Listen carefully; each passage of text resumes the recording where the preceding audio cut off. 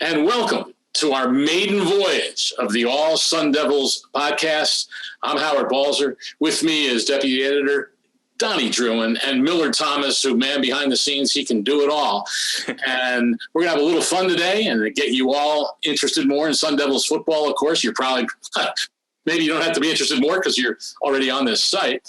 But today, as we are not too long from the Sun Devils taking the field for practice on September 2nd, the season opener, we are going to talk about freshmen that Millard and Donnie have their eyes on that could make an impact this season. So let's start with Donnie. Who are you looking at? Then we'll go to Millard, and you guys will just, bat it back and forth in terms of maybe the main freshmen, sleepers, whatever you want to do, you've got it right here. So take it away, Donnie. Gotcha, Howard. Thank you so much. I think we'll go ahead and start on the defensive side of the ball. My pick for a freshman who should have a greater impact than a lot of people might think is going to be Eric Gentry. He had a phenomenal spring game for the 2021 Maroon and Gold game. And the one thing the Sun Devils defense has been missing as of recently, they have the phenomenal secondary. They have a phenomenal inside presence in Jermaine Lole. And they've been missing something. That something has been the pass rush for the Sun Devils. And I think that's something Eric Gentry can come in and, kind of impact right away. He's listed as a linebacker right now, but there's a couple veterans ahead of him. So I'm not too sure, whether or not he'll be able to play the outside linebacker role. I know people have debated about him switching to defensive end. However you line him up, he's an edge rusher for me. And I think if he's put in that position to get to the quarterback, he'll excel almost better than anybody on the roster right now. Yeah, and like you said, wherever he lines up, we know that defensive coordinators can be very creative in how they use players, and everybody gets caught up sometimes. Oh, are they playing a 3-4? Are they a 4-3? Whatever it might be. A lot of times there's hybrid defenses that just take advantage of the players that teams have. And like you said, that edge rusher position is becoming more and more part of the nomenclature, not only in college, but pro football as well. And so whether it's with the hand in the ground or as a linebacker, just get after that quarterback. And that's obviously what you're trying to accomplish. Yeah, and just for Sun Devil football, they weren't lit up in the run defense at all, but still 183 rushing yards allowed a game last season. You could see that number come down with Gentry. For my pick for probably incoming freshman, I'm looking at Tommy Hill, 4-star recruit. This guy is all athleticism. When you think of track speed, this is the definition of it. He actually does track. He did track in high school. He ran 11-12 in the 100-meter dash. And this is someone that can play not just on defense, on both sides of the ball. When you think of a gadget guy, you think of a Curtis Samuel, a guy who's a solid wide receiver, can also do a little bit in the run game. Antonio Gibson was a gadget guy in college as well. Tommy Hill can be that kind of dude for Arizona State. He is one of the best cornerbacks in the nation in terms of recruiting when you look at ESPN 300, but also in his last 2 seasons in high school, he had 1,400 yards receiving. He had 20 touchdowns, something crazy. So this is a guy who can affect the game in all areas, special teams, the receiving game. He can affect it defensively because he has that wide receiver natural talent. He understands the game from he can see as a quarterback. He can see the game through a wide receiver's eyes. So I think that's going to be huge for the defense. It might be hard to find him playing time because you do have a Jack Jones, a Chase Lucas. That defensive backfield for ASU is really high level. So he might not get a ton of time back there, but he can still make an impact on offense. We talked about it. This ASU offense receiving core, it wasn't like it lit up last year. Their main receiver last season was the running back Rashad White, which is pretty crazy when you think about it. So Tommy Hill, from day one, he can come in and just affect so many different areas of the ball game for ASU. Before we look at perhaps some other players to talk about in this category, what do both of you guys think about? You mentioned last year, of course, they only played 4 games. Yeah. And so I wonder, going into this season, how does that potentially open up opportunities for a lot of new players and obviously returning players too, but open up opportunities because they just didn't play that many games last year? Yeah, that's how I feel, especially when I look at that wide receiving corp. There's a lot of talented guys, but there's still a lot of question marks. There's a guy like Johnny Wilson, who's 6'6", LV Bunkley Shelton, Chad Johnson Jr.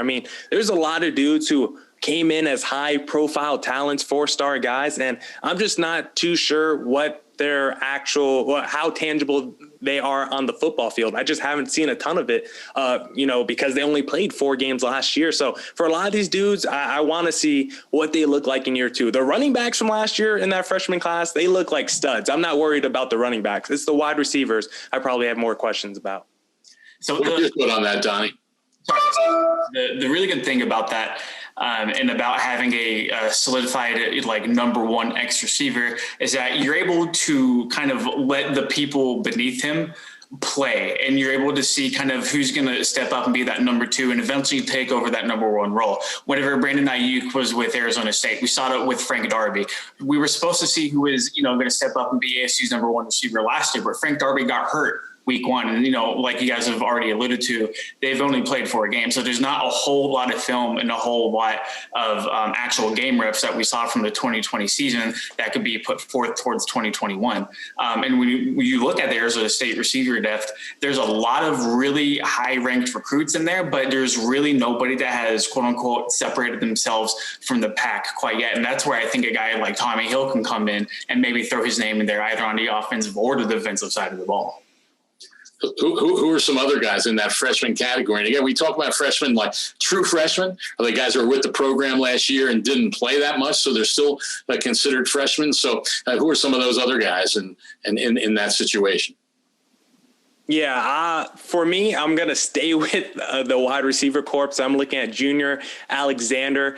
This is a guy who doesn't have top-end speed, but we saw with N'Keal Harry and Brandon Ayuk. In terms of 40-yard dash time, they were sitting in the 4.5s. That's not considered a burner, but in college, in the NFL, they're over-the-top receivers. They're deep threats, and they can take the top off the defense. I think that's something that Junior Alexander could do. He has soft hands. I believe I have his height here. He's 6'3". He probably needs to put on a little bit of weight. He's only listed at 189 right now, but we know we want Jaden Daniels. Sun Devil Nation wants Jaden Daniels to take that year 3 leap. And to do that, like Donnie said, he's going to need an extra wide receiver. He's going to need a number 1 receiving option. I don't know if Junior Alexander could do that in his freshman year, but I think he could definitely make an impact if he builds that rapport with Jaden Daniels in the offseason and learns the playbook, pretty well. I think he can make an impact as a freshman.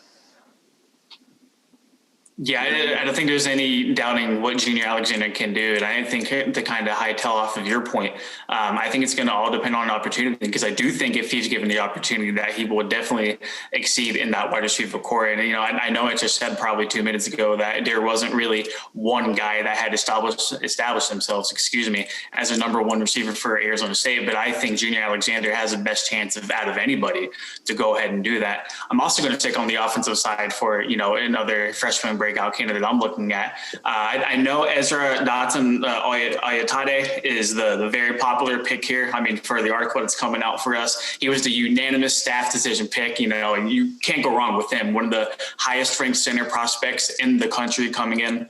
It looks like he's going to be a starter from day 1. I'm going to stick on the offensive line. I think everything moves through the trenches up front. I think if, kind of like Millard alluded to a little bit earlier, I think if we want Jaden Daniels to progress in year 3 and take the Sun Devils to, the next level that they want to reach, he's going to have protection, and I think Dotson Oyatade is going to be a big piece. And I think tackle Isaiah Glass, another freshman, the 3-star guy, is going to play a very big part in that as well. And I think should Isaiah Glass come in from day 1, at least be able to compete for that right tackle spot, opposite of Kellen Deschord. I forgot how to pronounce his last name, so excuse me.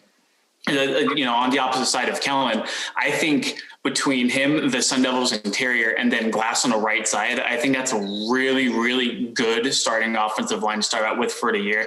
And I think if the Sun Devils are able to protect Jaden Daniels, offensive coordinator Zach Hill has been working with the Daniels throughout the entire offseason, trying to get him to become a better pocket passer, trying to get him to progress through reads like he's going to have to at the next level. So all of those pieces coming together, it starts with the offensive line, and I think Isaiah Glass can be a very big part of that.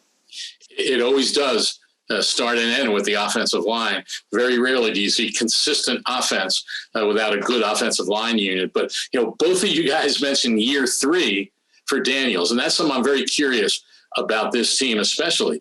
Is it really year 3 or is it year 2.5 that it's beginning? Because we know what happened last year. And I'm curious your guys' thoughts on just how this team comes together with a season that not only only had 4 games, but they also didn't have a whole lot of practice either. And so you didn't have that continuity that players and teams get accustomed to over the course of a season. And then, of course, hope to grow from that the next year. Everything was just so choppy last year that you almost wonder if it's almost like starting over. I'm curious your guys' thoughts on that as they approach the beginning of this 2021 season. Yeah, I think it was definitely just a weird time last year. And I expect them to open up the playbook a little bit more this season, go down a little bit more with Jaden Daniels. But if you told me they're going to get that guy, that incoming freshman they just talked about, Donnie on the offensive line, if he's as good as we think he is, maybe this is just a running attack and this is a run first offense. I mean, they had Rashad White last year. You got Chip, you got Niata. They have a 3-headed monster in the backfield. So maybe this is a team. We know they have a strong defensive backfield as well, a strong defense. They led the Pac-12 in defensive points per game allowed. So they allow the fewest points per game in the Pac-12. It's a little bit skewed because they only played 4 games, but that carries over, 90% into the next season. Maybe this is a team that says, let's just play great defense. Let's run the ball and let's not put too much on Jaden Daniels' play. Let's do some play action. Maybe it looks more like that Titans offense where it's good defense. We're going to run the ball, pound the rock with our running back, Derrick Henry, and then take our shots over the top when they're open. And before you could jump in, Donnie, there's a good point about that. Of course, the one thing is that with this season where you have those beginning of the season games, which obviously pre-conference where you can work out a lot of these issues and a lot of these things. And hopefully everyone uses that as the progression so that when they get into the conference games, they'll be in pretty good shape. So, that could be a key point also, Donnie. Yeah, most definitely. And I remember last year speaking with then co-defensive coordinator Marvin Lewis, who's now stepped into a special advisory role with the Sun Devils. And I asked him after the pandemic hit and, football season got postponed, asked him if there were any benefits, for what had happened. And he said 2 things. One, the freshmen won't have any pressure on them to perform right away. So I think the 4 games that the class of 2020 freshmen played in. Granted, we know that they have an extra year of eligibility if they want. So, they have the 6 years instead of the normal 5 years.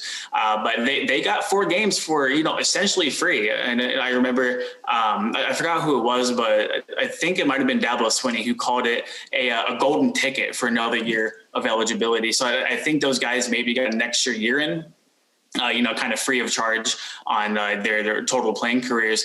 And it went from the freshmen not having, a whole lot of pressure on them to perform right away to the mental aspect of the game. I mean, these guys now had a lot more time in their hands to take mental reps, to walk through, to understand the playbook better, all the little small stuff that you need to get down pat before you actually step on the field. So I think a whole nother year or a discount year, like Howard alluded to it, might pay dividends, for the Sun Devils heading to 2021.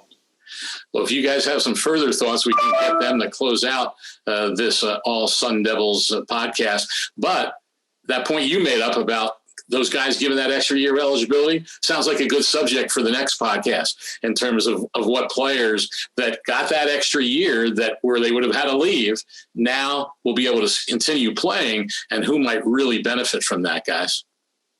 We don't have to talk about that now, but that'll be good for the next. But any other closing thoughts from both of you here? Well, I just got one. Donnie wrote a story recently on PFF ranking Jaden Daniels the 72nd best college quarterback out of 130 FBS starters. I'm hoping Jaden Daniels does have a big breakout in year 2.5, like you say, Howard, because, they had him in the average tier, which is, I guess, based off the production makes sense. But when you watch him on the field, I think he definitely looks better than average. Before you jump in, Donnie, don't get me started on Pro Football Focus. And I'll tell you something. Marvin Lewis, when he was with the Bengals, he had some, let's just say, not flattering things to say about that site that seems to have gotten so much traction every year or everywhere, I should say, with those rankings. In fact, I saw a story in the SEC about JT Daniels, a quarterback on Georgia, who played the final 4 games for them last season and lit it up. And Pro Football Focus had 2 quarterbacks in the SEC who have never played a snap of college football ranked ahead of him going into the 2021 season. So some of the things that they do, it just makes you shake your head, but we won't get into that more now. Closing thoughts, Donnie? Yeah, and kind of piggybacking off of Millard's point, I don't think I've ever been as excited to write an article for Sun Devil Nation than I was whenever I saw that pop up on my phone. So that was definitely a good time writing that. PFF, they grade, and I don't think I've seen one player, college or professional, come out and kind of advocate for them. It's always anti-PFF, and I'm not going to sit here and slander them, but they do a lot of stuff on paper. And like a wise man once told me, football isn't played on paper. That's for sure. That's for sure. Not on paper, and all the analytics. And there's certainly a place for analytics in all sports, but never throw out the eye test. And those are the things that scouts, man, they just say, hey, you still have to rely on that feel, that gut, that instinct, and all those things. It's not all about numbers. They're important, but it's not all about the numbers. So that'll wrap up this maiden voyage of the All Sun Devils podcast. We'll be doing a whole lot more of it with a lot of our different people. And so Donnie Druin, Millard Thomas, great content here, and continue going to the website, because we'll have stories associated with this podcast as well. So check it all out at si.com/college/Arizona State. And so everybody have a great day.